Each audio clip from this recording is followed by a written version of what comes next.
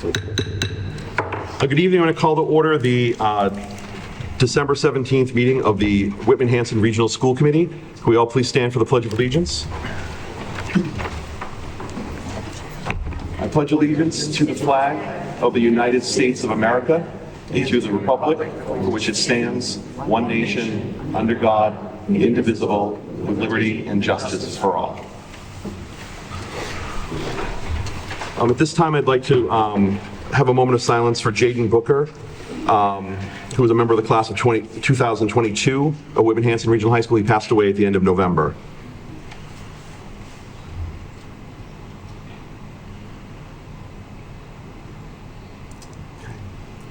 I'd like to announce that we're being recorded by WHCA and broadcast on cable. Before we begin, I just wanted to welcome our new school committee member, Warren McCallum, for Hanson. He was appointed last night to fill the seat until May. I just want to welcome Warren to the committee. And so in case anyone wonders who the tall fella is that's sitting with us, it is our new 10th member. So welcome, Warren.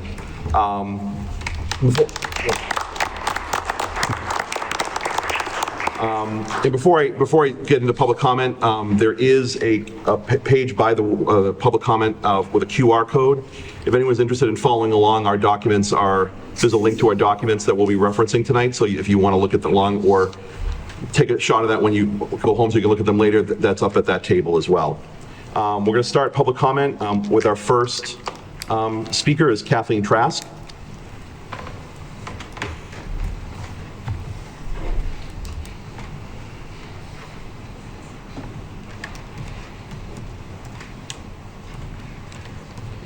Hello, and thank you, Kathleen Trask, 65 Homeland Drive, Whitman, Mass. Hello, and thank you to the school committee members for your attention to the public comment this evening.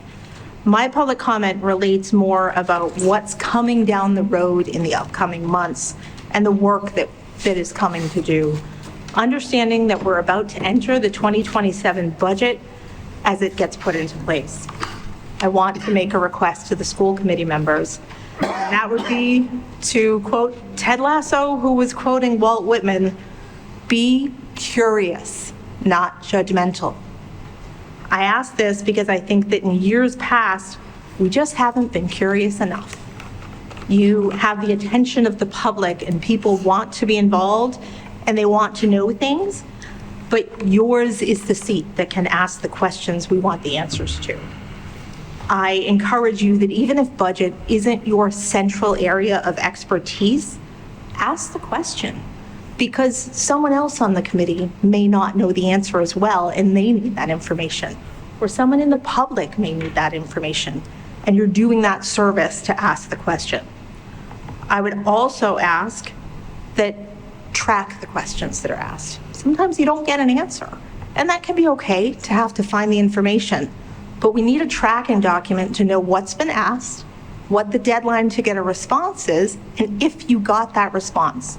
So that then when it comes time for you to vote, you have that document, you can look back at it, and ensure that you have all of the information.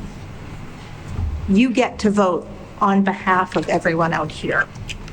Being a good voter is to be an informed voter. The best way to be an informed voter is to ask the questions. I understand that next year's budget is a difficult one. My own daughter will be a senior at the high school next year, and we've had discussions about her class of 2027, is going to take a big hit. They're going to take a hit in their experience because it's not going to be what other senior classes have had, and hopefully it's not going to be what other senior classes have to experience. So in closing, I encourage you all to be curious.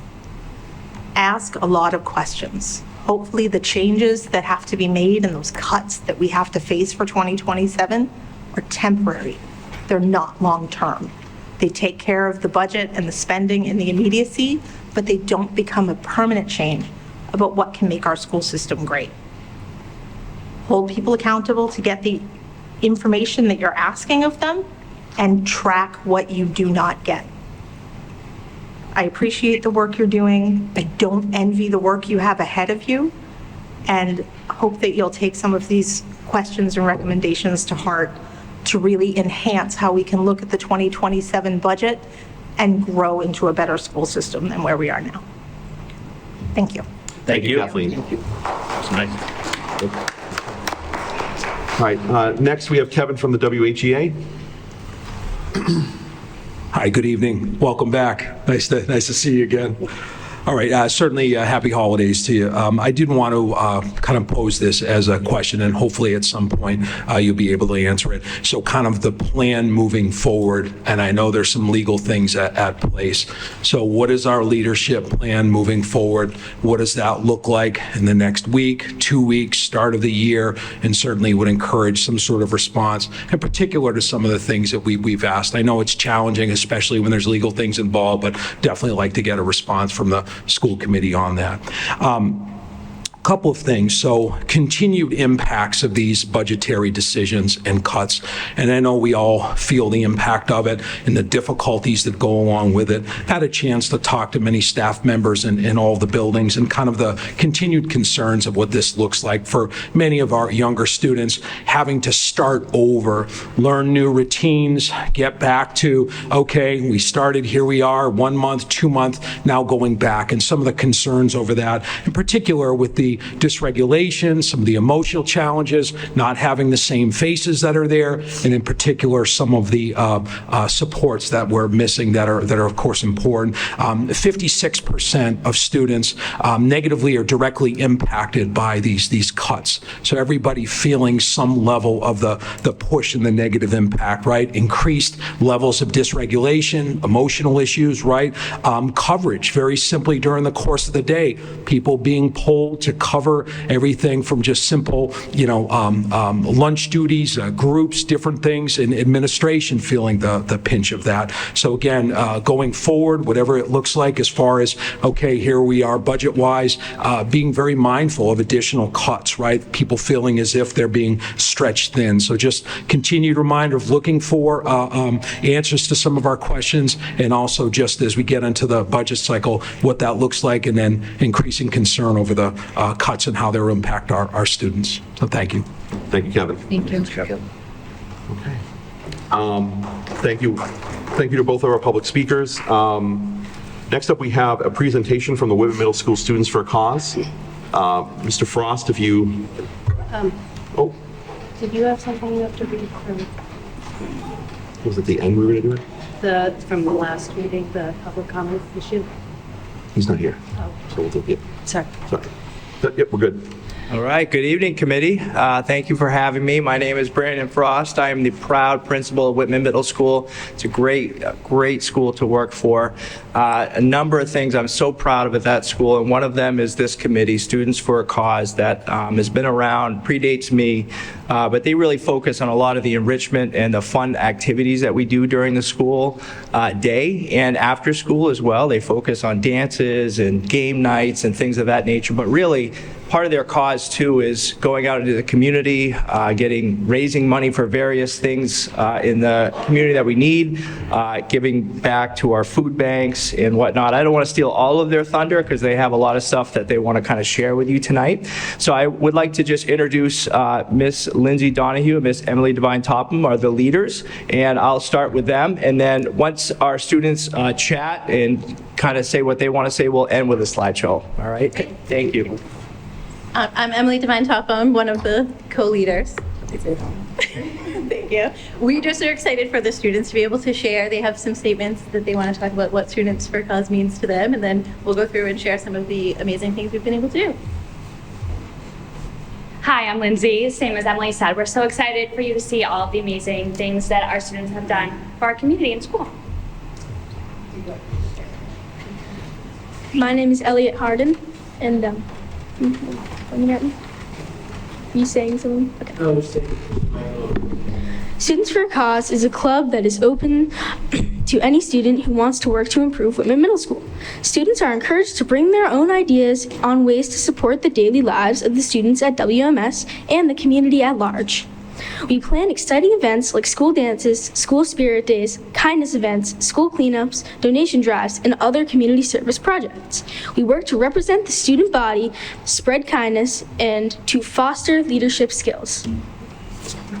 Do you guys want to introduce yourself and read yours?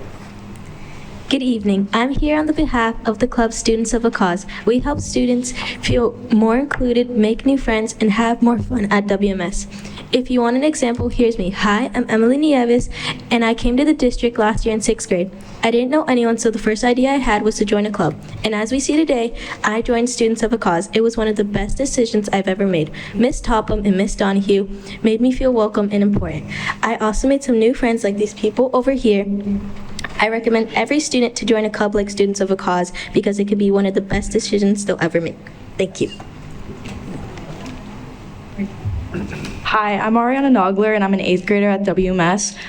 Students for a Cause is more than just an after-school club to me. It's a family. Throughout this club, I've learned valuable lessons about being a better person outside of school, volunteering, helping others, and striving to be the best version of myself.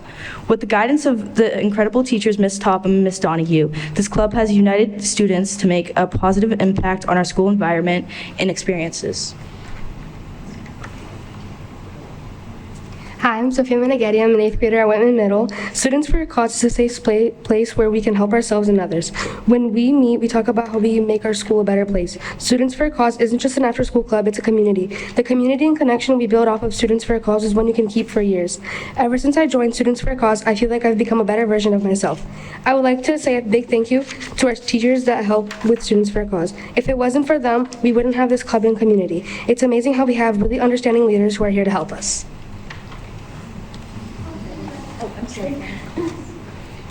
Hi, I'm Gwen Wheeler. I'm a 6th grader right now. Oh, no, 7th grader. Students for a Cause has helped me so much in the past 4 months that I've been there. I've met new people, shared my ideas, and been able to be included in amazing things. My favorite service that we did was probably making lunches for people in need. These activities have helped me so much, and that's why Students for a Cause is important to me. Thanks for listening, and happy holidays. Thank you. So they're just going to show you some pictures of Okay. They're excited to show you. All right, so here are a few things we've done this year so far. So we created some lunches for Father Bills in Mainstream for the homeless shelter. They go directly to people in need. A couple more photos. Sure. This is our students preparing for Go Gold for Day for Childhood Cancer, and they also raised money to donate to childhood cancer as well. And same for breast cancer awareness. We make ribbons in Students for a Cause. Every homeroom gets a pack of little pink ribbons, so everyone is included, even if they don't have any pink to wear that day.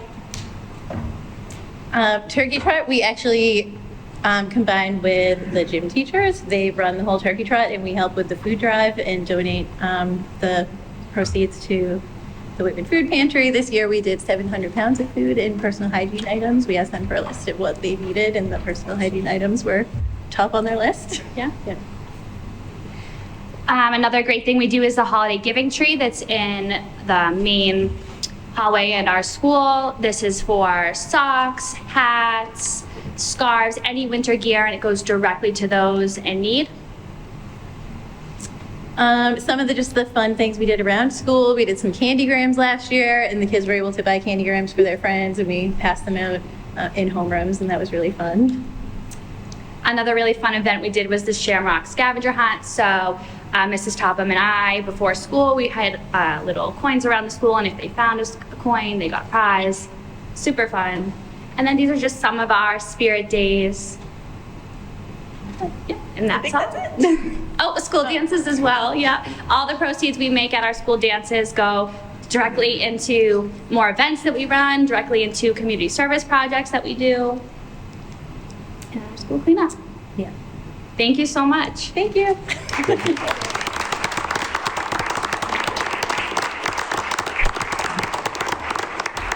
So you can see why I'm really proud of these kids. The youth of America. We have a lot of really positive things to be thankful for. These guys are awesome, and what an impact they have on the local community too.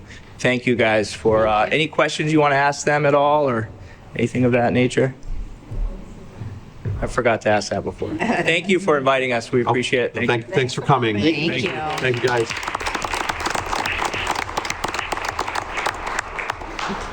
That's nice. Let's give them a second to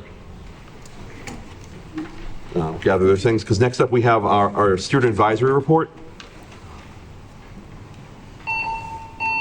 Uh-oh. Really? We gotta go? Kidding me? We gotta go, right? Gotta go. I think we have a choice. We gotta go. Take your day. Okay.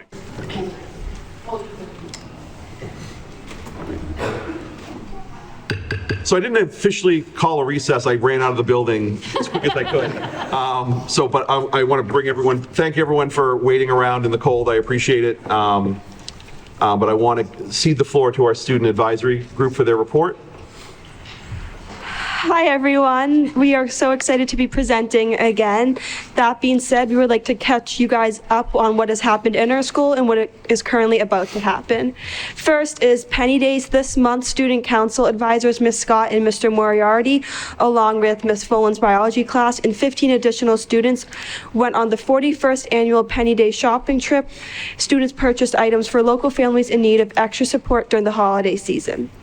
Next is our music program. High school holiday concert was held on Tuesday, December 9th, and they also held a middle school holiday concert on December 11th. And then this Friday, there'll be an in-school performance for the high school. As well as our theater, Whitman Hanson theater program had their fall performance called Clue. They had over 380 people come watch and was able to raise $2,000 for their spring play. Next is clubs. We want to do a congratulations to the Whitman Hanson math team for their third place finish in the December math meet at the Middleborough High School on December 5th. For Key Club held a giving tree and an adopt a family donation. Over 75 students and teachers contributed to the giving tree and adopt a family, totaling over 400 gifts, one of the largest amounts we've ever had for the school year. We also had our sandwich making for Key Club, and we had our most sandwiches ever made, which was over 400 sandwiches to Main Springhouse. And then the class of 2026 held their second annual Winter Wonderland last weekend and raised over $800 for the class of 2026. They also got an overwhelming amount of gift donations for the Whitman area tour drive. This event was truly a success for both the community and the senior class. For honor societies, our National Honor Society will be happening tomorrow night, inducting 81 new students into the Whitman Hanson National Honor Society, which participates in multiple different local community service events. Spanish Honor Society held a toy drive donated by students and teachers to a local church, and their toy drive will be delivering all toys to the Spanish-speaking families in need this holiday season. And then Social Studies Honor Society donated a tree to the Dollars for Scholars and decorated it with many different countries' flags. And now for sports. Boys basketball opened the season with a strong offensive performance but came up short on the road against Scituate. 4 Panthers scored in double digits, led by Seth Hall and Jack Martin. Girls basketball opened the season with a dominant win over Scituate, pulling away the second and third quarters behind strong scoring from captains Malia Pierre and Leah Daly. 3 Panthers reached double figures as the team controlled the game on both ends of the floor. For wrestling, the team took second place at the Oliver Ames tournament. Competing against 13 teams, they accumulated 157.5 points in a strong overall performance. For boys hockey, they lost their home opener to Wachusett on Saturday. Girls hockey fell 2-0 against Hanover on Saturday as well. And WHSL senior goaltender Sadie Watchorn turned in a spectacular performance, making 42 saves in the loss. And Whitman Hanson Gymnastics will compete in their first match at after a break. As for student advisory, we have a few upcoming goals that we would like to accomplish before the spring starts. After meeting with Mr. Farrow and Mrs. Stafford, we have agreed that the courtyard space here at the high school is not being used to its full potential and that we could help fix that. Last year, we worked to get the courtyard added as a win location for students to go during the last 30 minutes of the school day. Although that was never completed, we are going to work to accomplish that this year, as well as add a few finishing touches to the wonderful outdoor space. We plan to stabilize the tables so that they are more suitable for students to do work by adding chair pads to the bottom of the chairs. We also plan to spray paint the furniture to make the space more inviting and comfortable for students. We have also spoken about adding another bench or two to the courtyard to make it more welcoming for students. Additionally, we plan to have another spring cleanup similar to the one we organized last year. This community service opportunity helped students give back and also brought the Whitman Hanson community together. We are super excited to organize that again this year. With all of that being said, did you guys have any questions about anything we just said? I just want to let everybody know also that these ladies have been helping with the Whitman Area Toy Drive as we're working to get all the toys. They helped with the stuff ambulance and stuff cruiser day. They've also helped sort out all the toys and put them in the correct tables and everything, and have done a wonderful job to help us this year. We really appreciate all your help. So let everybody else know from the Key Club too that we really appreciated it this year. We had a lot of families and just got 8 more this week. So yeah, it's really so much helpful with ladies like you. Thank you very much. Thank you so much, guys. Happy holidays. Thank you, guys. Thank you very much.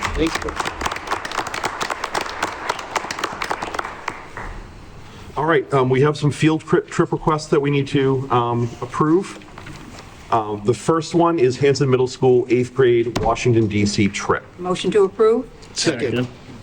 All in favor? Any discussion? All in favor? All right, okay. Next, we have the High School Student Council, Massachusetts Association of School Committee Annual Conference. Motion to approve? Second. Any discussion?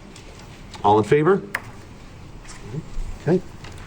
And we also have the High School DECA District Competition. Motion to approve? Second. Any discussion? What is it? What is DECA? That is the... Oh, it's a competition. It's a business competition. It's like a business, yeah. Business. Don't ask me what the acronym stands for, but does anyone know what DECA stands for as an acronym? I forget. Yeah. But it's business, it's like a business-related Yeah. club. Okay. All right. Cool. Don't they do the store? And they do also run the store. Yeah, they run the store, yeah. I didn't know. That's all. But this competition, they do like pitches, like you have different categories, like hospitality. Okay. Or, so And they it's have an different actual categories, competition and with they- other with other Oh schools. yeah, every school in the Awesome. area goes. I love Yeah. it. Great. Dr. Jones. I'm having a memory lapse. DECA, what does that stand for? Yep. I know. Putting him on the spot. I think Mr. Okay. I can help you. Mr. Kaufman. Distributive Education Clubs of America. Okay, there you go. I would have come up with that eventually, Kevin. Thank you. All right. Okay, so any more discussion? Nope. All right, all in favor? Okay, great. Thank you, guys. Next up, we have Nadine Doucette to present the food services agreement. Good evening, members of the school committee. Thank you for giving me the opportunity to speak tonight. I'm here on behalf of our food services department to request a signing of their agreement and also an adjustment to their wages. This adjustment is both necessary and overdue. For those of you that may not know, the Food Services Department is self-funded. Our funding comes primarily from federal and state reimbursements for meals served and USDA foods. Massachusetts made universal free meals permanent in 2023, meaning all public school students in participating programs get free breakfast and lunch daily, eliminating the cost and paperwork for families. Funded by state budget allocations, this school meals for all policy ensures food security, improving focus and participation.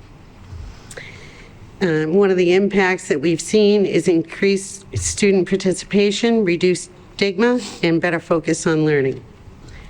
Student participation has increased substantially. We are serving approximately 1,060 breakfasts per day, 1,975 lunches, which is a 9% increase in lunches and an 8% increase in breakfast just from last year.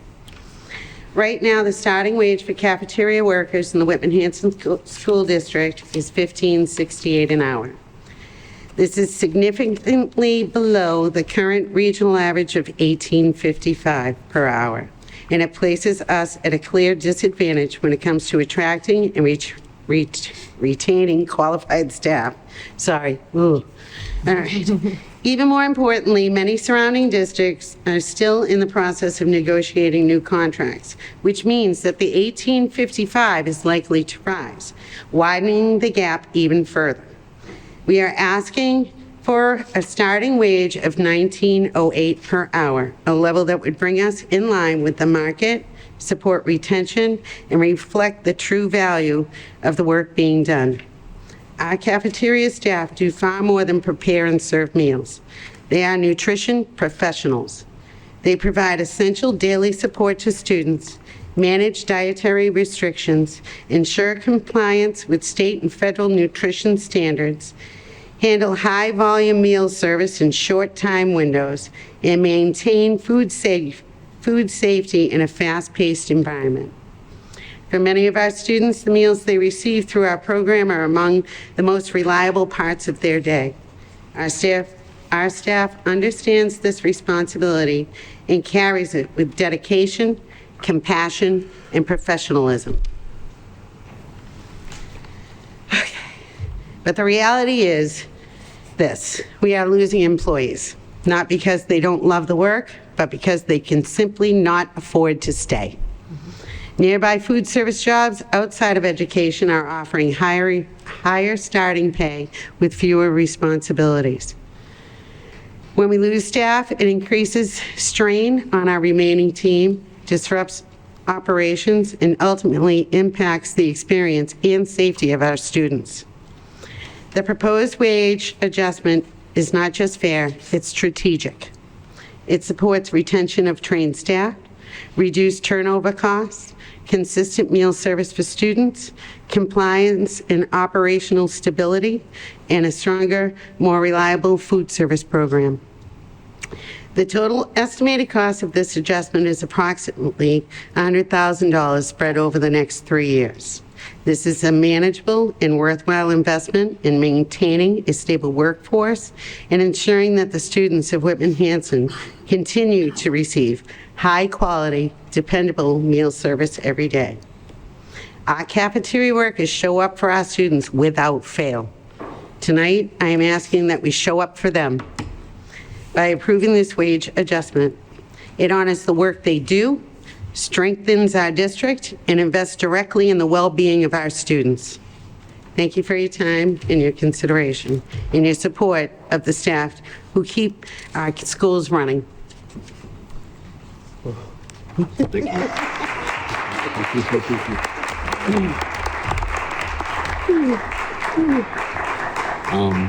Do we have any questions? Can you face the poster towards the committee? I don't know.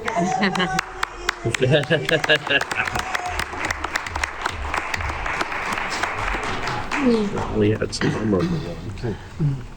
So I'm going to just ask, you said that you guys are self-funded. Yes. So this increase is included in your budget, right? Yes. So I just want to make sure I'm clarifying that for any members of the public who might be concerned about it. Yes. So, thank you. Thank you.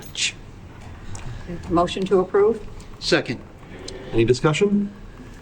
All in favor? Thank you all. All right, thank you very much. Thank you, Nadine. Thank you, guys. Thank you.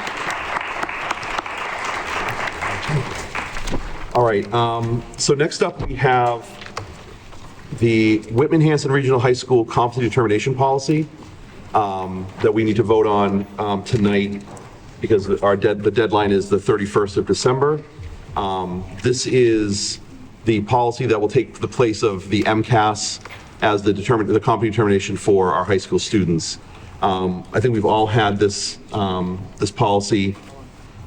We got a couple months ago, I know, to look over. I don't know if Ms. Blackman, our policy subcommittee chair, has anything she would want to add to this policy, or? So based on what I read earlier today from DESE, it sounds like they are looking for this to be the competency determination for this year, for our students graduating this year and next year. Of course, we all know that they are in a flux of trying to figure out about end of course final exams and all things like that. So while this might look a little bare bones, it is actually covers everything that the MCAS requirement did cover. And it does include that the students must sit for the MCAS. So that's an important piece. They don't have to take it, but they have to sit for it. Right, so passing the MCAS is not a requirement for graduation, but participation in the MCAS testing is going to be a requirement to graduate, but the score on the test is not going to be determinative of whether you graduate or not, like it was prior to the vote last year. Right. What I might do, just because I know some people said that the QR code, depending on what operating system you had on your phone, was not working. I'll just read what the policy is for the people in the audience so they can hear. It says students must meet the Whitman Hanson Regional High School requirements for a competency determination to receive a high school diploma. These requirements are in addition to the graduation requirements. As defined by the Massachusetts Department of Elementary and Secondary Education, the competency determination shall be based on the academic standards and curriculum frameworks, for 10th graders, and shall represent a determination that a particular student has demonstrated mastery of a common core of skills, competencies, and knowledge in these areas by satisfactorily completing coursework that has been certified by the district as showing mastery of the skills, competencies, and knowledge contained in the state academic standards and curriculum frameworks in the areas measured by the MCAS high school tests. Students who have previously earned a competency determination through regular or retest administrations of the MCAS, including the November 2024 retest, or through a DESE appeal process, have earned their competency determination. Beginning in this year, the 25-26 school year, Whitman Hanson Regional High School students who have not yet met their competency determination through previous MCAS administrations will demonstrate competency by completing steps 1 and 2. Step 1, participate in the Whitman Hanson Regional High School MCAS session in each area is below: biology, English language, arts, and mathematics. Again, the word there is participate. And step 2, receive passing final grades in the following Whitman Hanson Regional High School courses: English 9 and English 10, 2 Whitman Hanson High School mathematics courses, Algebra 1, Algebra 2, or Geometry, 1 core laboratory science course, biology, chemistry, or physics, and the equivalent of 1 year U.S. history course beginning with the graduating class of 2027. The principal may, on a case-by-case basis, review a student's transcript and determine if the successful completion of a course or courses constitutes a reasonable equivalent for one of the expectations above for competency determination. So basically, those courses that they need to pass are the courses that were covered by the MCAS test, so that would be the 9th and 10th grade English. 2 mathematics courses you take with 9th and 10th, whether it be Algebra 1 and 2 or Geometry, and 1 laboratory science course. And these are below the actual graduation requirements that the district already has for high school. So the kids that are graduating have already met these requirements to graduate anyways, but this is what the state is asking. So are there any questions about this policy? Chris? Yeah, I have a couple of quick questions, just really more about step 1. Step 2 is pretty reasonable to me. I'll start by saying my graduating class was the first one to take the MCAS. It was not required to pass the MCAS when I graduated, but we were the first one to take it in 10th grade. So it's been a couple of minutes since I've had to do with anything with MCAS, so bear with me here. Do we know, so we have to participate in an MCAS session for each of these things. Number 1, are each of these things included on one session of MCAS, or are they 3 separate sessions of MCAS? 3 separate. 3 separate sessions. Okay. Then number 2, is there a financial component to it that requires some level of registration cost for the students to register for these 3 tests that they don't have to take or pass? I don't believe so, but I think Dr. No. Jones is going to give a more definitive answer. I heard question 1. There are 3 separate sessions. Students sit for a math session, an English session, and a biology session. Okay. And then the second question was, is there a financial component, a registration cost for having to register for these tests that they don't then have to pass? No, they just have to take them. The reason we want them to sit for them is because the state still measures us on participation in MCAS, and we can lose designation in the state's eyes if we don't have enough students taking MCAS. Totally fine. I just wanted to make sure that there wasn't a financial burden being put on somebody who could potentially not be able to afford it just to have to sit there for it. So No, if that's not the case, case. then I don't have any objection to it. So, Thank you. And I'm just regurgitating some concerns that were brought up at Desi's meeting in the fall.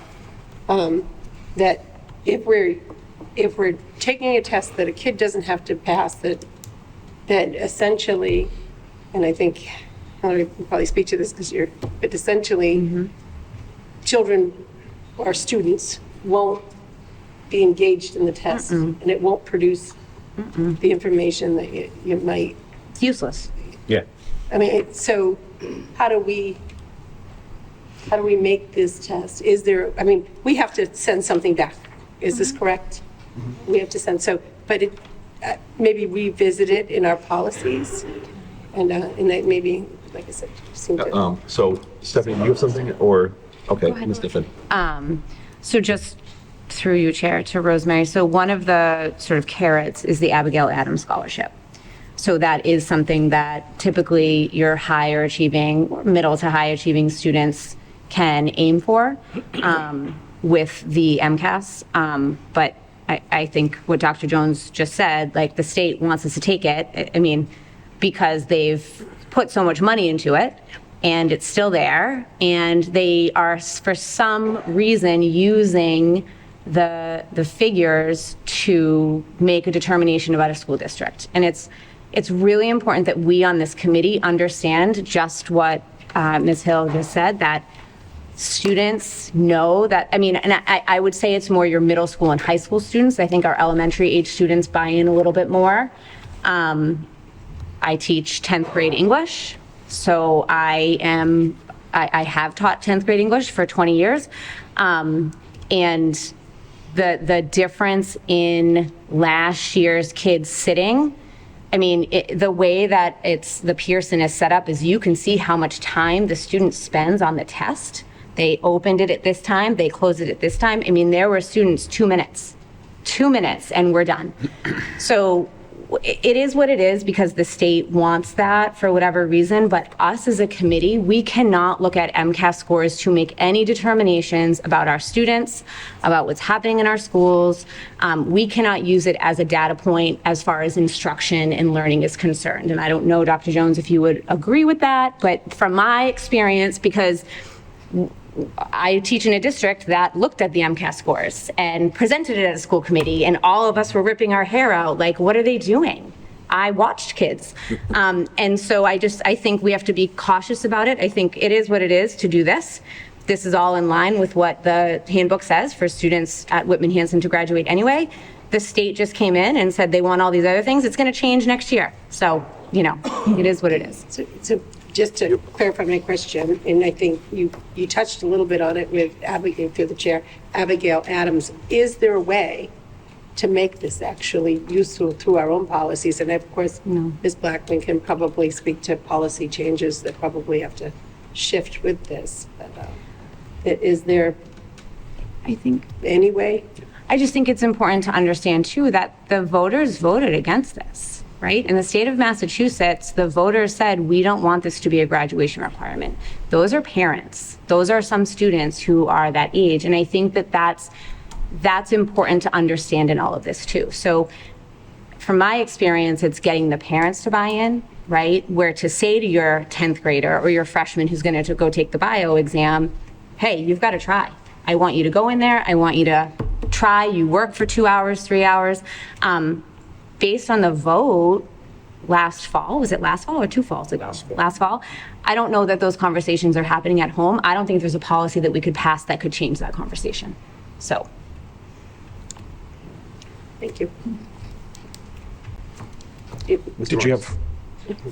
I'm sorry. Did you have something? Yeah, and maybe you wanted to add, Hillary, from a teacher's perspective. About increasing engagement in taking the MCAS exam. Yes. Among students. I don't have a sunshiny outlook about that.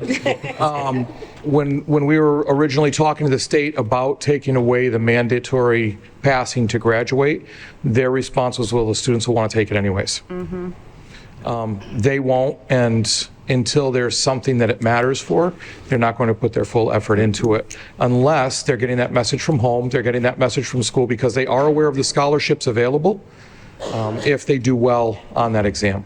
But right now, and we've actually had a neighboring district labeled as a district requiring assistance because they did not hit the attendance requirements for the MCAS, but all of their AP scores and participation were through the roof and the highest they've been in many years. So just to echo what was said, it is not an accurate measurement of students' ability or teachers, what they're teaching in the classroom and how they're teaching it.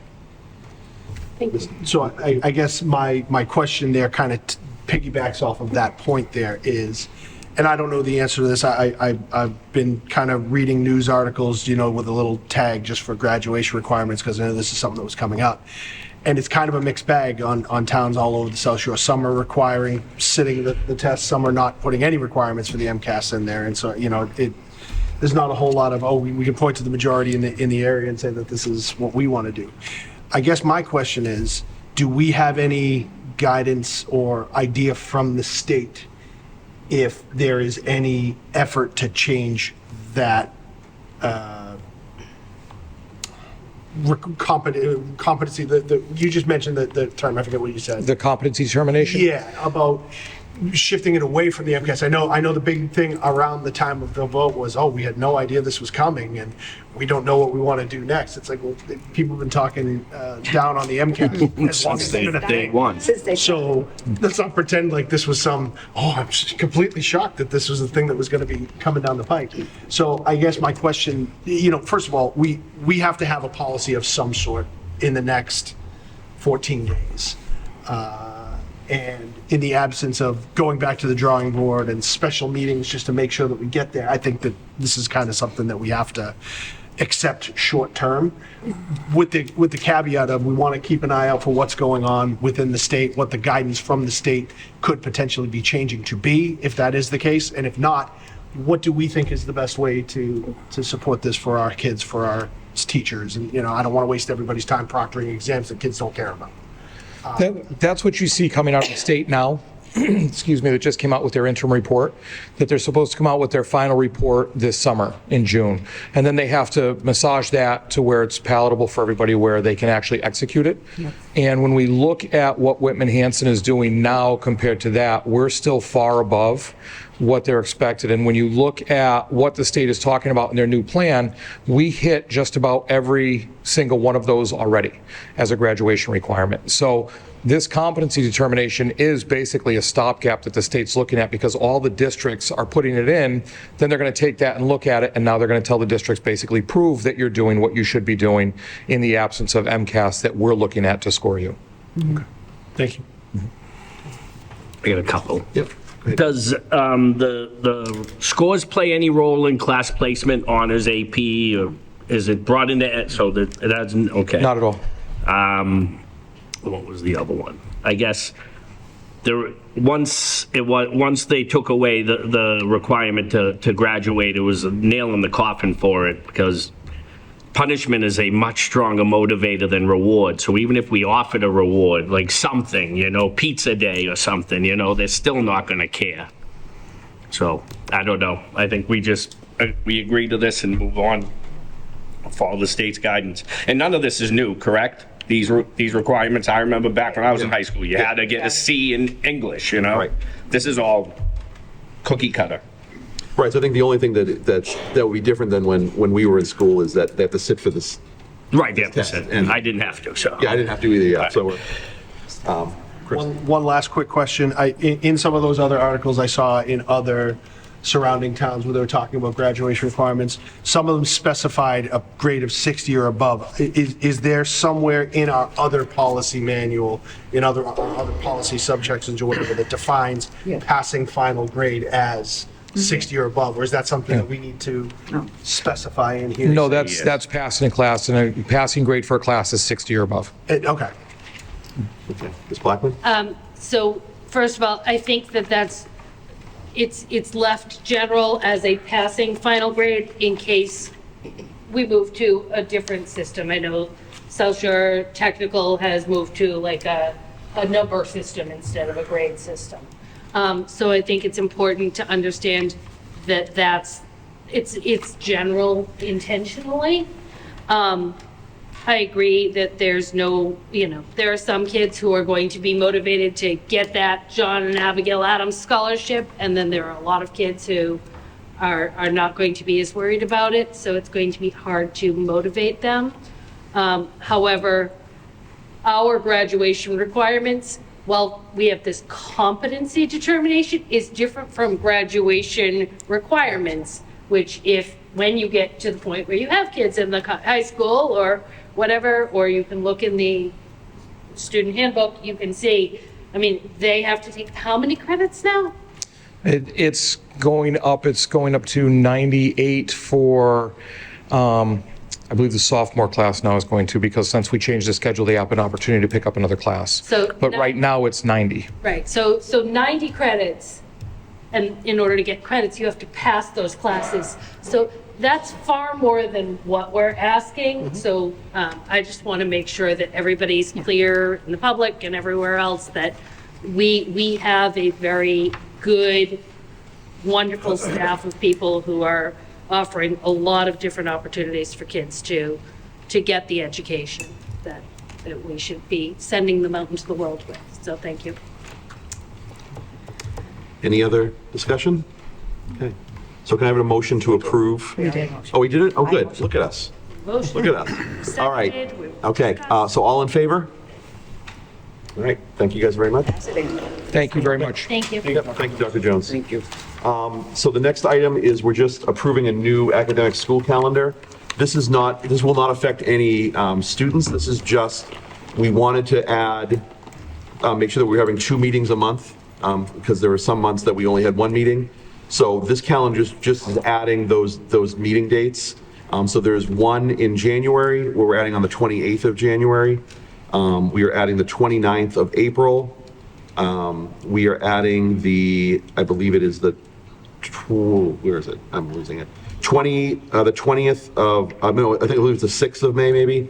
And then we're adding the 17th of June. So we're just adding those 4 dates to this calendar so we can have 2 meetings a month on the books for the rest of the year. Does anyone have any questions? I saw some of them say tentative. Yeah, the tentative one was always there. Okay. So I just, what I did was I worked with Jen and just to take, the dates that were already there, I just kept them there, and once we didn't have one, we added one. So the tentative one would be a real one, but. Okay. We always had it because of budget. Because of budget, yes. So budget season, there's always been 2 months, but as I think we've seen, we've found things to do with our extra meetings. So putting them on the schedule, I think, is hopefully helpful to make it easier for people to plan and such. Ms. Hill, did you have a question? Yes, February, Yep. we have I thought that we were thinking about, and you can correct me, the Wednesday, the 7th, and the 21st. And the reason I'm bringing this up is that you have 2 weeks in a row. If you do it in the other pattern, you have the 4th. What month? So January. We had one scheduled for the 14th, so I added the 28th to be, and then there is another one on the 4th, which is our budget. Would it be better to do the 7th and the 21st? And then that way we have a week in between, particularly because it's going to be a lot of information probably in February to digest. The governor's budget or preliminary budget should be coming in. Well, that's the budget hearing, though. Yeah. And hearing. Are you talking about changing the February dates? No, to January dates. January dates. To the 7th to the 21st, so then there's a Give that week in before the. between to digest any numbers.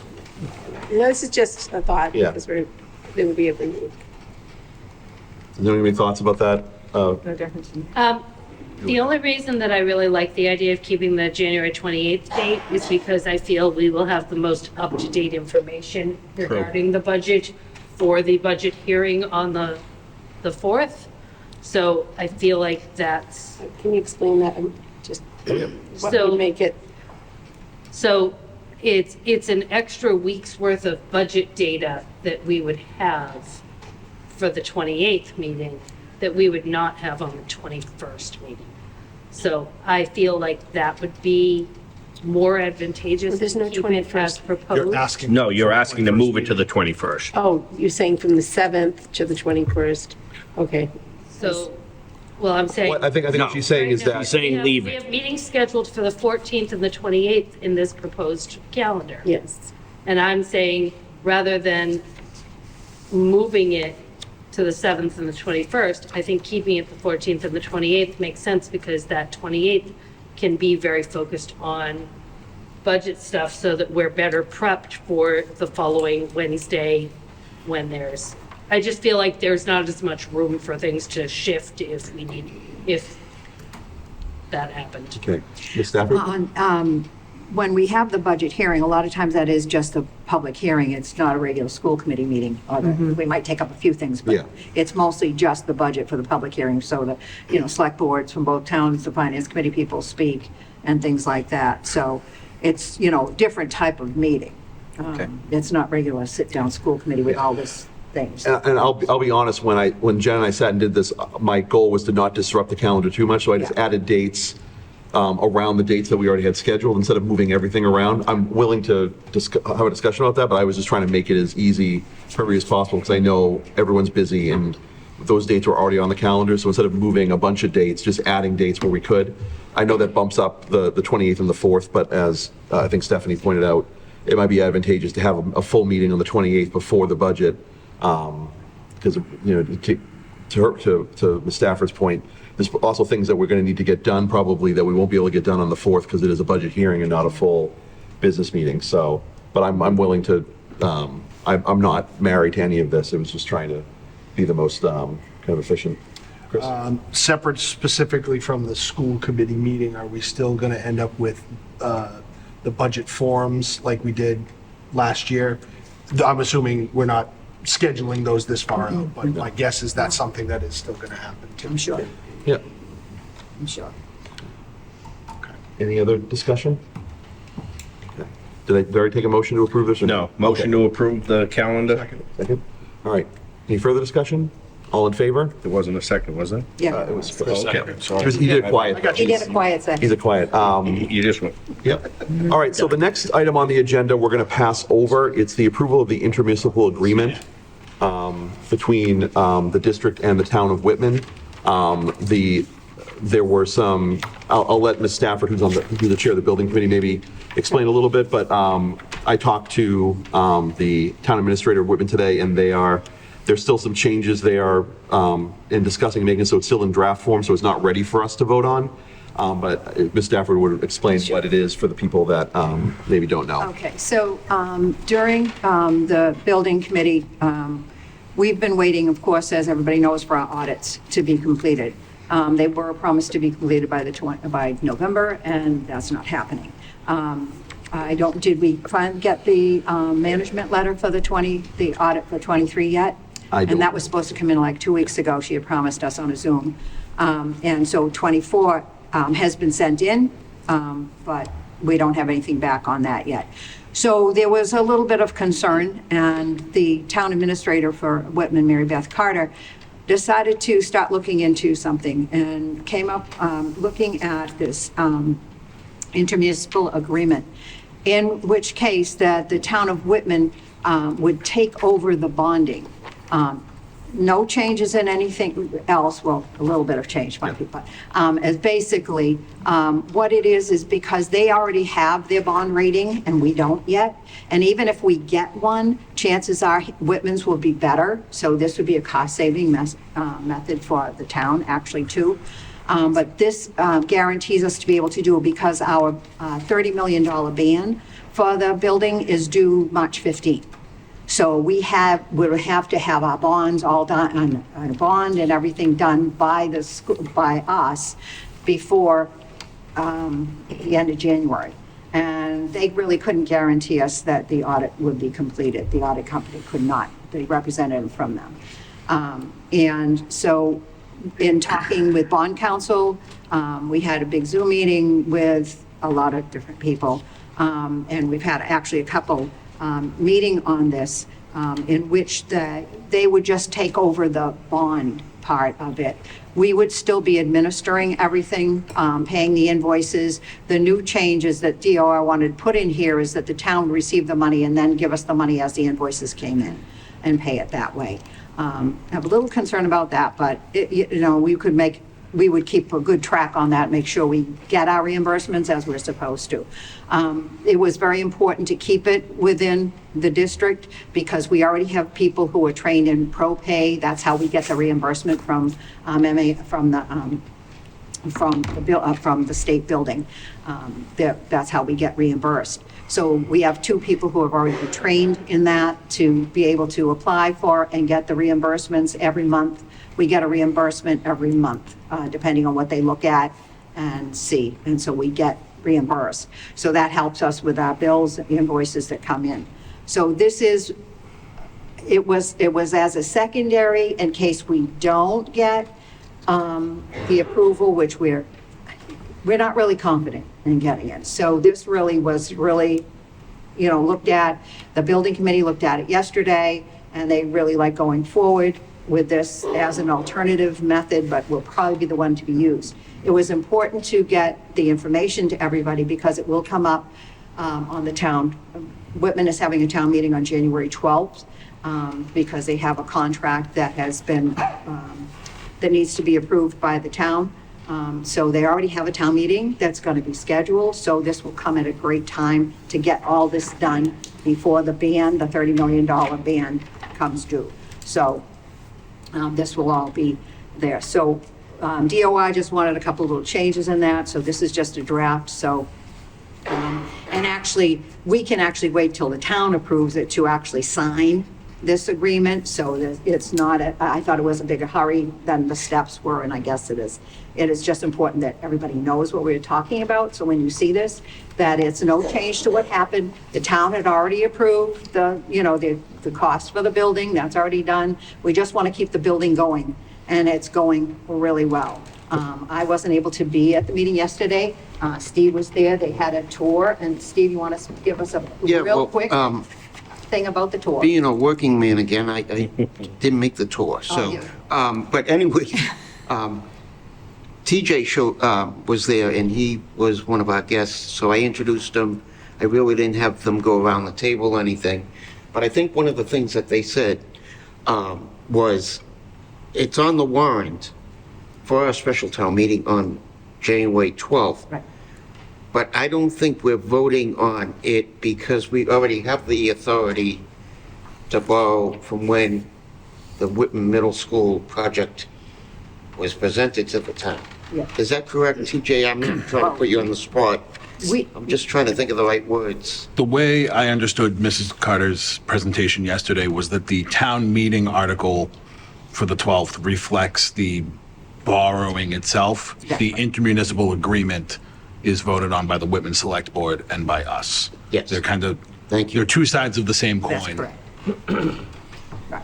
So that's why we don't have to vote on it. We don't have to sign it today, because that was my concern, that we need to sign it today because we're meeting today and, that type of thing. And we weren't going to have another school committee meeting till after, but, that's been okayed, so. Anyway, the tour, they said, was fabulous. The building is coming along really well. They could actually see the slope of the floor in the auditorium, how the seat's going to be. And they went up to one of the floors, and that was the most completed, which isn't anyway completed, of the floors to look at, and really could start seeing the big windows and what the kids are going to be looking out at and be able to see, and having that light come into the classrooms and everything. It's really impressive. So, eventually we'll all get to go on that tour. So, but everybody should be very pleased with how it's going. It's ahead of schedule and still somewhat under budget right now. So, yeah, very pleased. So that takes care of All right, does any? Whitman Middle School building. Yeah, we'll So you can count, cross yep, that we'll off. cross that off. We'll say this, done and done. Does anyone have any other questions? Oh, Chris and then Rosemary. Yeah, just a, clarifying question more than anything else. This intermunicipal agreement between the district and the town of Whitman Correct. would allow the district to borrow against, would be able to allow the. Allow the town to borrow the money. Okay, right.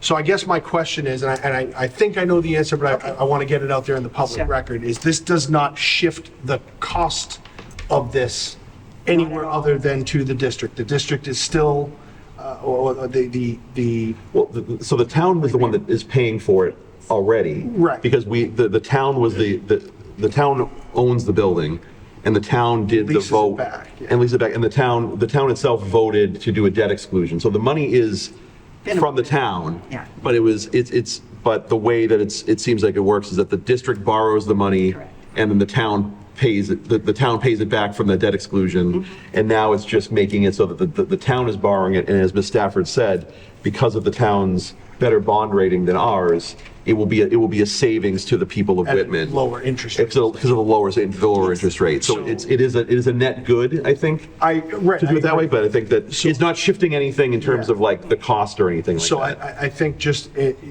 maybe this is oversimplifying it, but this is essentially the town co-signing. No, no longer. We are no longer co-signing. The town doesn't need a co-signer anymore. They're going to borrow it themselves. Okay. We were the co-signer. Yeah, We were the dad Yeah. who helped the kid get the car, but the kid can get his own car now. Okay, Deadbeat dad. Go ahead. so just to clarify, Sure. we did this through the school, because we're a regional school, and to do it through the school means that we get a lot of money from the state. So a good chunk of this building was paid for by the state.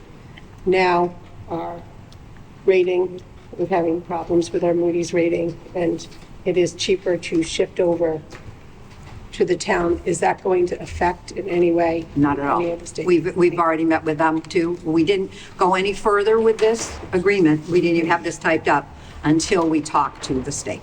So we spoke to the state, and there So were there's no actually, they had lawyers on. We got a little nervous because they actually had a group of about 7 people on the Zoom.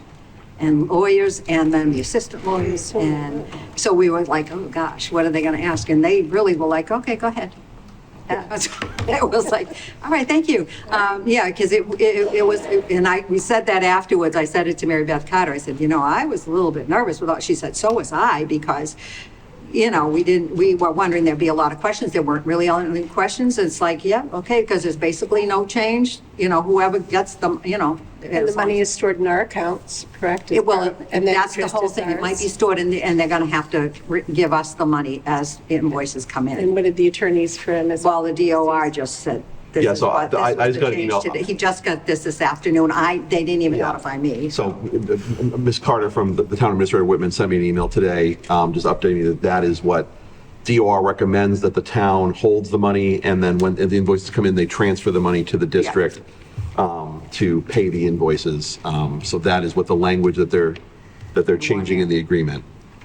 But it's a draft form that, and like Ms. Stafford said, it's a little bit, and like TJ said, it's a little bit separate from the town meeting, where the town meeting vote and the vote of the selectmen and the select board, and our committee are kind of two separate. They're not as linked as I think we thought they were going to be, that we had to do that first. So, but that is the place. Mr. Wolfing. I also just want to clarify that, there was a question about the risk involved. And one of the risks in not getting this done is that nobody gets a bond before the one we have expires, and then there's no money to keep paying the bills. So And the town. that would be and then catastrophic. And the town would be responsible for a $30 million ban that we have out that's due March 15th. I think it's March 15th that the ban is due. So that if the town meeting says no, then the town is gonna be in a big problem, because we could face lawsuits, et cetera, from all our people who are working on the building right now. So, this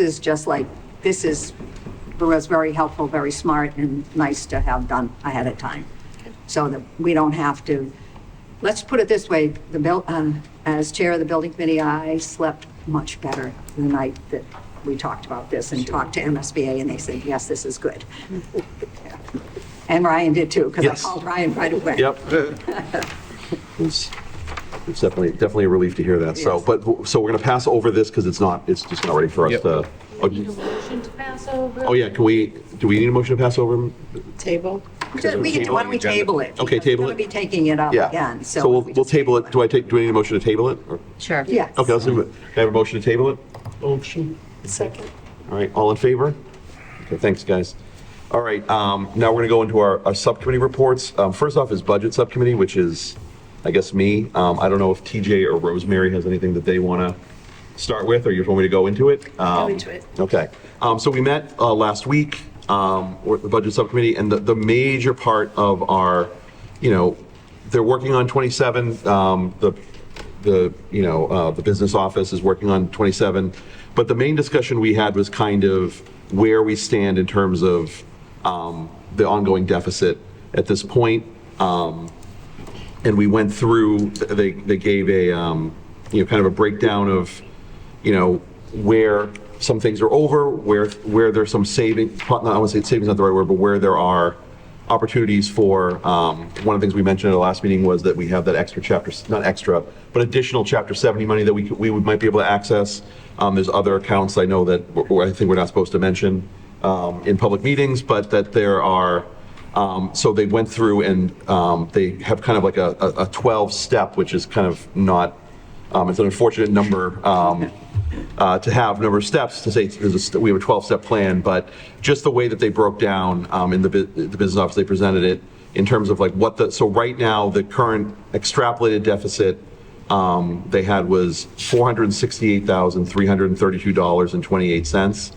But then they went through with kind of breaking down different ways that will, making some assumptions about, things that are in some ways not knowable yet, but, and that what was that? They weren't tested, they're making assumptions. They're making assumptions about like certain things, certain monies that come in, certain monies that they're, certain expenses that they're thinking that they can freeze. But, obviously like one of the things that I think is always kind of a good example is snow and ice removal. Like it's like one of those things you budget for. In some years, like last year, you probably don't use very much of it at all because it was not a lot of snow last year. And then there's always like years like 2015 where there's way more snow than you could ever possibly have imagined. And those are things that you really can't anticipate.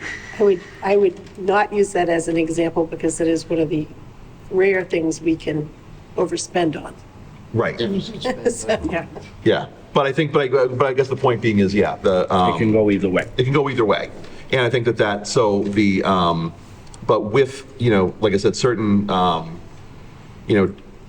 certain assumptions made, the kind of the number that they came up with in terms of what if these things line up, that the deficit would be $201,777.45. Which is, and then there are unknown revenue sources that they don't have any idea about at this point. I can't scroll down. Like Medicaid reimbursement, the Chapter 71 regional transportation reimbursement, homeless transport reimbursement, and various miscellaneous revenue that they just don't have a set idea yet about. And so those are kind of on the sheet that they gave. There's just a yellow blank on those spots because we don't have a good sense. But those, so I think it's obviously, as I think TJ said at our last meeting, there's still a cloud over 26 about things, but we are in better shape, I think, obviously, than we were a month or two ago. Yes, Glenn. So they said best case scenario is we end with a $200,000 deficit. I wouldn't say best case. I would say that's where the current estimates put us. So that actually could, it's That more number is likely that number than is best subject case. to fluctuate. Okay. That, like we said, there are certain things that are unknowns, forecast, but not necessarily set in stone. So if it doesn't snow again all winter, like that's money that we don't have to worry about. If it could we say most likely a $200,000 deficit? I wouldn't put either. This calculation was pushing through you the in end the of corner. November, which is 5/12ths of the budget year. Okay. There's a lot of time left in the budget year. There's a lot of things that can change for better or worse. So kind of based on what we know, that's tracking to a $200,000 deficit. That math includes a $600,000 transfer in one-time funds from excess and deficiency. Okay. That we would have to make at some point in the future. Okay. To get there. So we can't really guarantee anything. Yeah, I get that. But we could get it down to 200,000. So one way or another, it's going to get to zero because we have to close the year down. That's right, but that, without firing people. So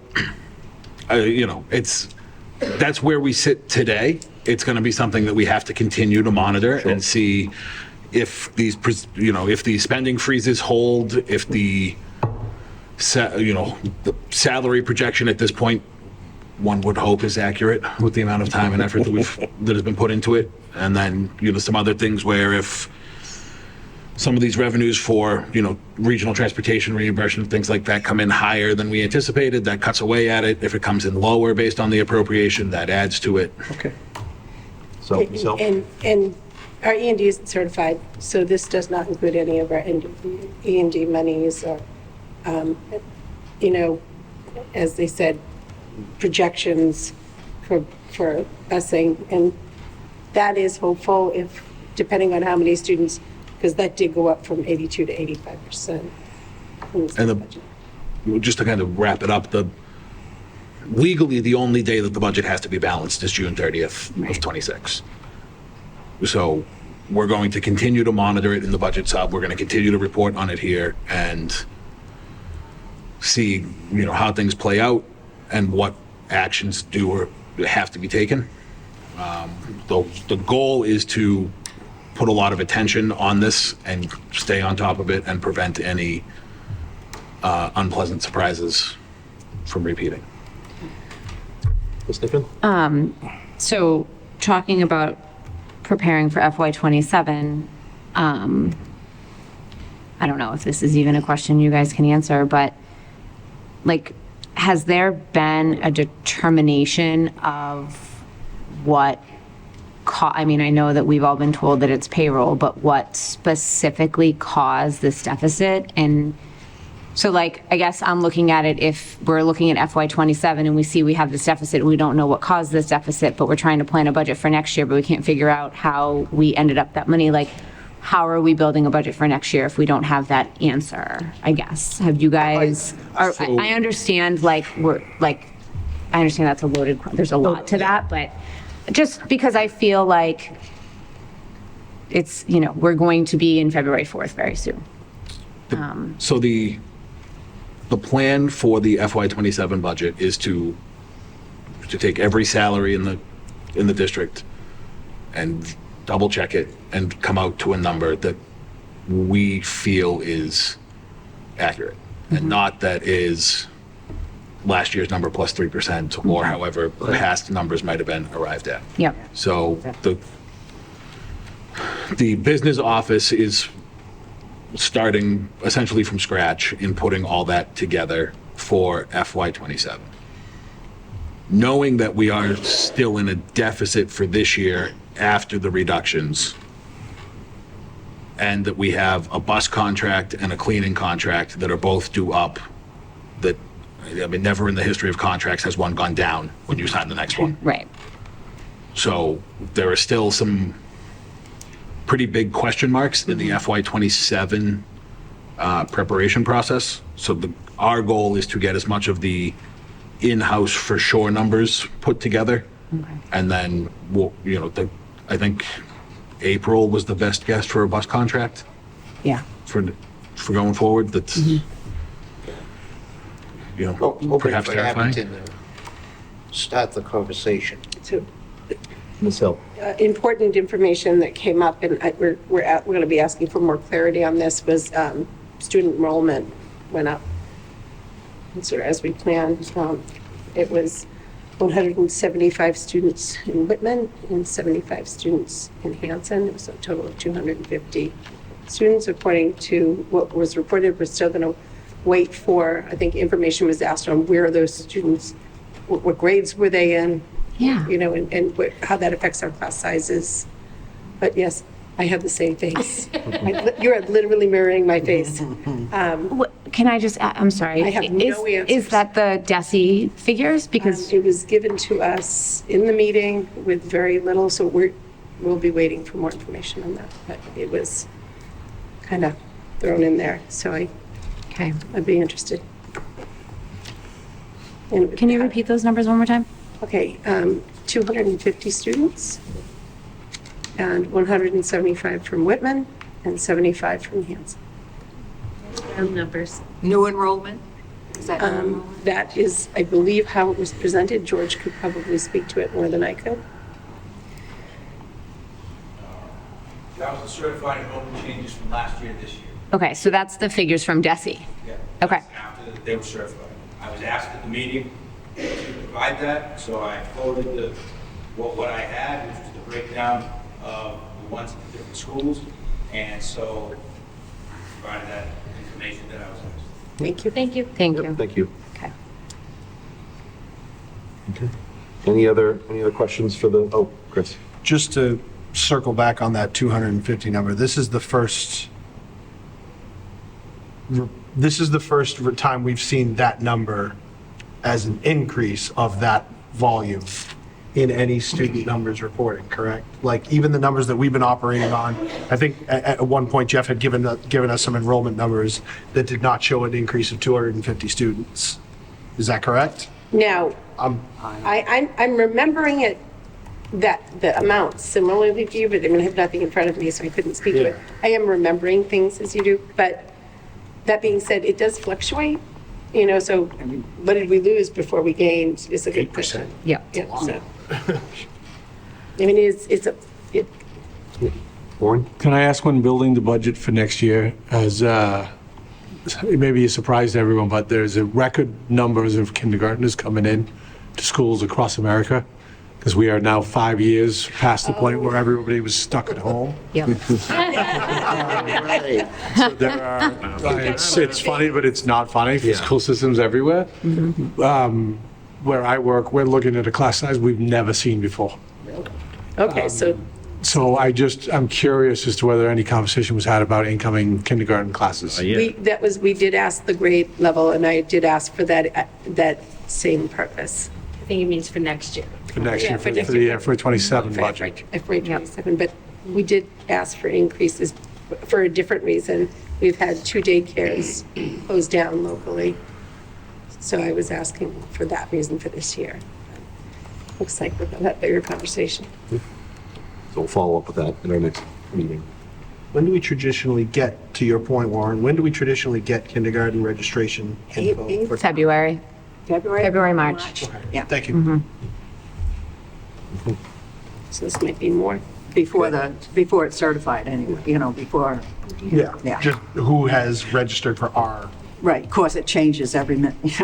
Well, if you least it's an idea. look at some of the things, like if George published that bucket list, if you look at that, you'll see new kids coming in all the time, and whether they are EL or, what school they go to. Right. Oh, yeah. Can we speak to the town clerks for possible numbers for births in that range? I mean, can we trend a little better here? Just in terms of- Okay. Clem, do you have a question? No, I do. Mrs. Blackman? I was just going to say that last year was a really good year for real estate sales. So there may have been a lot of people who were, downsizing or whatever that allowed more families to move into the district. I know there were a lot of properties on the market in both Whitman and Hanson last year. Great. Okay, any other questions or comments about the budget sub? Well, obviously, we have a meeting next, on the 14th, right before our meeting here, so we'll hopefully get some more of those answers for you guys at the next meeting. Ms. Stafford kind of covered, I think, the Whitman Building Committee, so we'll kind of move on to Operation and Capital. Mr. Boyce? Yes, thank you very much, Mr. Chair. I had to turn my phone on. It's like, wait a minute, let me just make sure. So what we covered in our last meeting, Ms. Blackman, Mr. Buffy, and Mr. Trussell joining as well. we talked about the current rental costs and our options, and one of the things we learned is that skid steer is going to soon be not rented anymore on a monthly basis. It sounds like. That's good news. We also, the two decommissioned vehicles, we follow those things right to its graveyard, and getting a check from Everett's Auto Parts for $1,800, which is good news too. We're playing quite the detective here. And we've had some discussions about the paving and painting of lines in the bid calendar and so forth. And not so much the calendar, but Stephanie was doing some research and came up with what they call true pavers. I lost my spot on that. Yeah, thank you. And this seems to be a product that has a lot more durability and a longer last. Mr. Farrow and Mr. Driscoll got on the phone. They spoke with an authorized dealer of true pavers. Looks like it could be a real benefit to us. I don't think costs were discussed in that. One concern the facilities director had was just plowing, and I know in hearing from Ms. Blackman that, you know, it should be something that's durable enough for New England and so forth. So when we reconvene, we'll discuss some of those more, but it was good to kind of get that out there and get that conversation started. Creation of, we thought about this, creation of a mutually beneficial agreement with Hanson and Whitman rental and other services, meaning the towns. And actually, Mr. Farrow and I think Mr. Driscoll worked with them. They did that, and the towns are very amenable to helping us. They've helped us in the past with various services, and they're more than willing to go forward. I think Whitman was the one that spoke the most about it. I don't remember, what was Hanson saying? Were they saying, I'm so sorry. Do you want me to speak? Yeah, go ahead. What took place was, we talked to both DPWs in the past. We have shared some things, if the ability to share things and equipment can be used. We cannot share anything that has a driver, because for insurance purposes, we can't take possession of their front end loader and do something with us. In the past, the DPW and Whitman has offered to give us a bid on something if we felt that they could do it on their off time, you know, on extra time. If they could do it at a low price, then we go out to bid for something. So they were both towns were very amenable to keep working in that fashion. If something comes up, they check, we can check with them. Conversely, if something comes up on their part, they've checked with us, and we borrow and things of that nature to help each other out. So they were quite clear and factual and encouraged to keep that system going. That's gone on for years, but not at the town administrative level, but between the departments. Thank you. And then the last thing was talking about, we mentioned earlier, the transportation contract coming up, and learning that historically it's Abington as a tri-community, I don't want to say tri-region, I'm not sure of the exact words, but we partner with them to get lower bids or at the best bang for our buck. And that's usually led by Abington to start those conversations. And that was our last piece. We had a little bit on the technology update, but mostly it was facilities heavy for that particular meeting. Okay. Ms. Blackman? So I just want to clarify, the email that we have says it's 1,600 that we're getting for the scrapped vehicles. Did I misread that? So I just wanted to make sure that I'm clarifying about that. I didn't know if you'd gotten more information. Yes, the vehicles in question were taken away yesterday by Everett's Auto Parts. They delivered paperwork and the checks to Mr. Driscoll. He gave them to me. I gave them to our treasurer, Marilyn, this morning.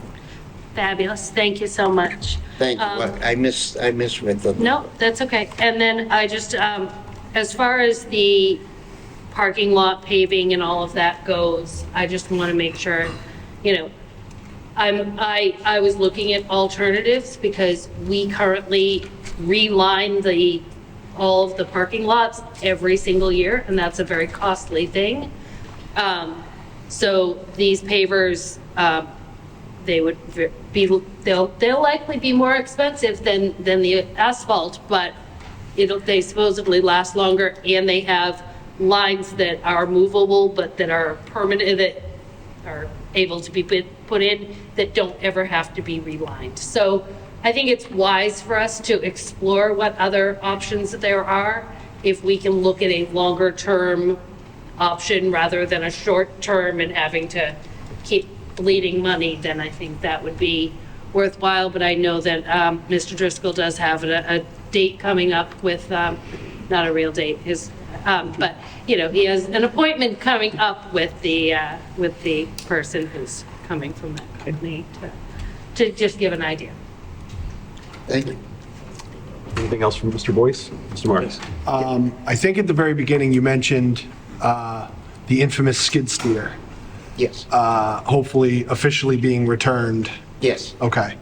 I guess, and maybe this is not a question for you, but more a question for the committee. I remember Ms. Byers had sent us an email requesting some information on this. Apparently, this is something that's been in district since September of 2023 at a monthly rental cost, at a yearly rental cost of approximately $32,000 a year. That seems to have been a skirting of some of the capital expenditures. I have many pieces of equipment at work and so on and so forth, so I'm not going to definitively say this, but $64,000 seems like we're put a pretty big dent into the purchase price of something that now we're having to give back with no depreciation or no asset, no value for ourselves. And so maybe this is something that through the new warrant subcommittee we'll be able to see and capture and analyze a little bit more in real time and hopefully not catch it when it's already been on site for a year and a half. And I believe at that time it was due to go out to be returned at month's end. That was in May of 2025. So here we sit 7 months later. Finally now it's going back, we hope. I'm concerned that level of spending was kind of approved from a warrant perspective as opposed to a capital expense. Yeah. Are we renting things that we could be buying through capital agreements and so on and so forth? Just something to kind of keep in mind. Ms. Blackman? Ms. Hill? Ironically, I actually have a copy of that email that was sent to us. Right here. The response was that the skid steer is needed for cleanup in all of our snowstorms. It is used for small jobs involving our fields, mulching, and other general ground tasks. This is a seasonal rental that is due to be returned at month's end. That was at the end of May. This is also used for moving of items in the shop and for unloading supplies. Due to old, outdated equipment, this is needed. These past 2 years, it was used for ball field repairs as well. That is why it was needed longer, and it's stored in the facilities shop. So this has been a bone of contention for me also. I agree that at $32,000 a year, that's something that would put a good amount of money into what would be a capital expense.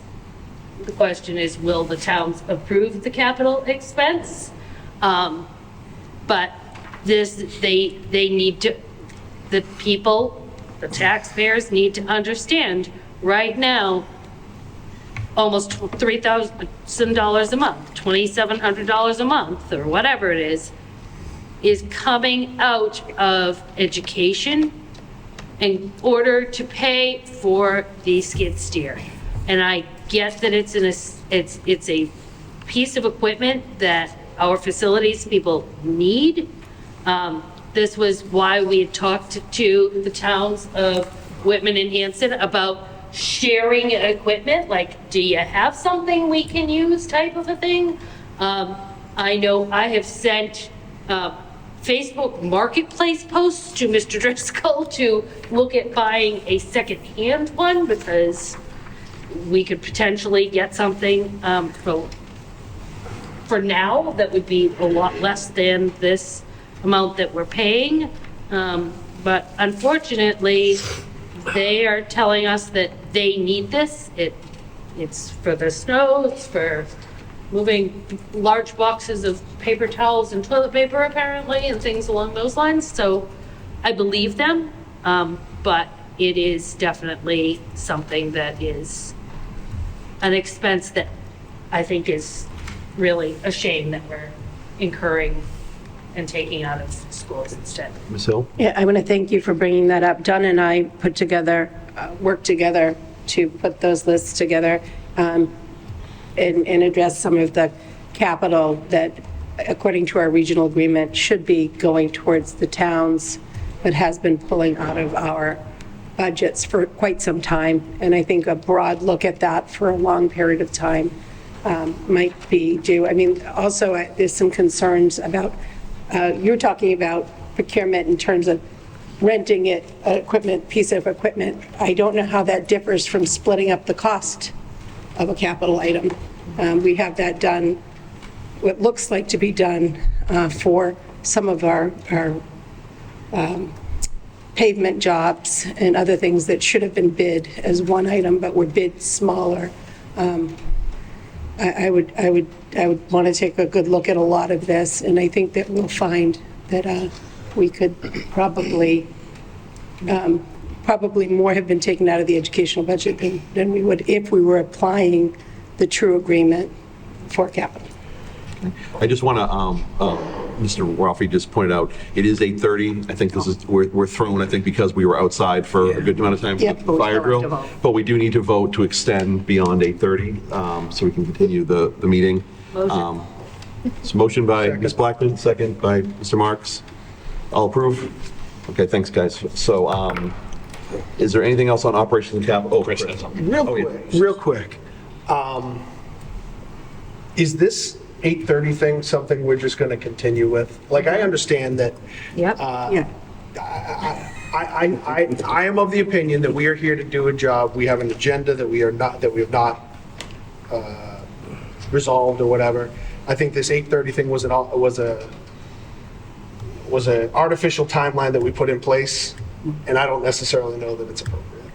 We were here with 10:30 one night, 11. Yeah, I think one of the things is, Chris, by having the 2 meetings a month, I think it will be okay. I think that, the 2 hours, when you look at other town meeting, school committee meetings, some of them are an hour, some of them, they don't go for 4 hours. And that was one of the reasons we did it, to have, rather than that's when I suggested, let's have 2 meetings a month. So then we can get the work done, and you don't have to worry about it. But, it's up to the committee, Okay. what they want to do. Well, I'm just, Maybe that's an agenda item. I think, because it's the policy now. Can Or pause we, for a period of time until we're. point of order, this isn't on the agenda. Can we just get back to, Yep. speaking of I'm 8:30? just saying that I just did it because it is the Yeah. sitting policy. We can discuss it another time. Do we Thank you. vote? Yep. Ms. Diffin. So we did vote to extend, so is there anything else on operations and capital before we move on to the warrant subcommittee? Okay. Ms. Blackman, All right. with your show for a little bit. Thank you. Warrant Subcommittee met the other day, and it is, I am the chair, Ms. Stafford is the vice chair, and Ms. Hill is the secretary/clerk. We reviewed warrants for payroll, for the accounts payable, and also for food services. We have some things that we've asked for further clarification before our next meeting on Monday. We will be signing warrants, hopefully, as long as we're reviewing everything and seeing everything lines up. But it is nice to be able to get answers to questions about some of this stuff. So I'm glad we're doing it. And going forward, not tonight, but in future meetings, we'll actually be presenting the warrant to the full school committee for approval. because even though we're the three people on line to sign, everybody on the committee legally has to review the warrants. So we will be doing that. And that's it for warrants. Any warrant subcommittee, any questions? Would you like me to continue on to? Yeah, so that's why I said it's going to be your show, because now it's policy subcommittee, so.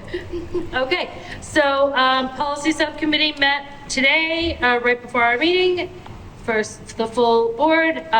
We have drafted a letter for the policy advisory group that is going to, we are looking for members from Whitman, from Hanson, a student, at least one student. We're looking for employees from both the elementary and the secondary level within the district. We are looking for a mental health provider within the district so that they can help advise us on different policies that will be impacting all of them. So we did that, and other than that, we went through Section E, which is student services. Mr. Tressel was in charge of going through that specific section. We've come up with a couple of things that we're going to need to make some adjustments to, such as the masking policy, which is mandatory and we're all in violation of at the moment. So we're going to have to make some adjustments to that language, but our next meeting is on January 7th at 5 p.m. if anybody's interested. Any questions for Ms. Blackman about policy? Okay. So, Mr. Boyce, are you Pilgrim Area Collaborative? Yes. So there is a read document. I'm sorry I'm a couple of days behind, but Jen and George were very accommodating to make sure it got on the amended agenda. We went through a bunch of policies, the PAC Board of Directors for this school year with approvals and so forth in different series. We also finalized the FY25 annual audit and the annual report. And we took care of other updates, being PAC's Executive Director, who is Dipna Thomas, Dr. Thomas, and the board chair, that's Sheila Vaughn from Kingston, presented at Mask in November. Don't know what they did as a presentation, but it was good to hear and so forth. Then we were part of a news segment over the Thanksgiving weekend for PAC. I believe it probably, it was on special education, but it was probably the Executive Director, Dipna, talking on our behalf. I didn't catch it, but it was newsworthy and it was noteworthy. And then bids received for money that's being set aside for a playground at one of the PAC's standalone schools, Pilgrim Academy, which is our main school. We mentioned this above after going through the surplus of the budget and realizing what we dispersed back to the member towns. I mentioned that last month, and this is just a percentage of that money that we're going to spend and have allocated for a new playground. And that is that. We won't meet in January, we will meet in February. Any questions for Mr. Boyce? Okay, I neglected, I think, I didn't know where to put this because it was, but when we're talking subcommittees, I know we have a new member, Warren, and I've spoken to him, and he has interest in joining the budget subcommittee, and also the form but not yet met audit exploratory committee, subcommittee. So I welcome him in both those committees, and we'll make sure that we get him. We'll have to work, I'll work in the new year on the first week in January of helping set up that first meeting of the audit exploratory committee for January. We'll include you on that, Warren, and then we'll add you to the budget subcommittee, and our next meeting's on the 14th of January. But I'll remind you. You don't have to remember off the top of your head. So thank you, everyone, for those reports. Then we're going to table the next item of approval of mini minutes for November 5th. They didn't make it into the packet, so I think instead of making everyone sit here and read them now, we'll just table that for our next meeting. So can I have a motion to table? Okay, Chris? Second. Second. Mr. Boyce, all in favor? Okay. So do we have anyone for public comment for the end? I don't know if, I think there was somebody signed up. okay. So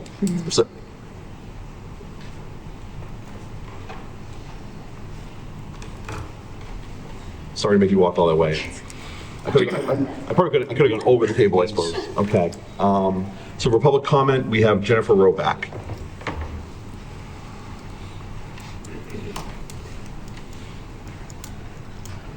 Good evening, Jennifer Roback, 879 Bedford Street, Whitman. I stand again asking for the school committee to please add responses to public comment on your next agenda. There have been many questions posed to you over the last couple months that very few are getting answered. There should be a clear plan in place, and although you're doing small things around to find answers, there's no clear agenda of what your process is to this. The superintendent that is currently in place has clearly had misgivings of how he did his job. And as I said last time, as a teacher, if I were not to do my job, I would be put on an improvement plan. Has he been put on an improvement plan? This is the second time I'm directly asking this question. You are the ones that are his boss. So you are the ones that have to answer that question. There's no one else. There's also a climate of bullying. It's been mentioned many times on the Facebook pages. It's been seen. It's from administration to teachers. It's to students. And it needs to stop. And what are you doing in terms of policies and plans to get that to end? It's not okay just to keep skirting over what we stand up here and ask you. You need to start answering some questions, and that is part of why you were voted into this position. And it's not an easy position to be in, and I don't envy you for sitting there, and I appreciate that you took your personal time to sit there and help solve these problems. But we need answers, and we're not getting them, and we're getting angry. It's time to just start letting those answers out. I understand there are certain things that happen in executive session and you can't answer those things, but there are other questions that have been asked that answers can be given. And you can't say that meeting law is what's stopping you, because if you put it on the agenda tonight and you post it tonight, next meeting you can answer those questions. It's time to start answering us. We want answers, that's all. Thank you. Thank you. Okay, we are going to I'm going to ask for a vote to go into an executive session. There'll be two executive sessions. One is to conduct strategy sessions in preparation for negotiations with non-union personnel, or to conduct collective bargaining sessions or contract negotiations with non-union personnel, the superintendent of schools, and an executive session to comply with or act under the authority of any general or special law or federal grant and aid requirements, and that'll be to approve our executive meeting minutes. So can I have a motion to go into executive session? So moved. Yeah, yes. We're going to go into executive session and we will only enter back into open session to adjourn. Can I have a motion to? So moved. Second. Second, and we have to do a roll call vote. So Mr. Boyce? Yes. Mr. McCallum? Yes. Ms. Stafford? Yes. Mr. Gravio? Yes. Ms. Niffin? Yes. Mr. Trussell, yes. Mr. Rafi? Yes. Mr. Marks? Yes. Ms. Hill? Yes. Ms. Blackman? Yes. Okay. Thank you guys, everyone. Have a great holiday and a nice break, and we'll see you all in the new year. Thank you very much.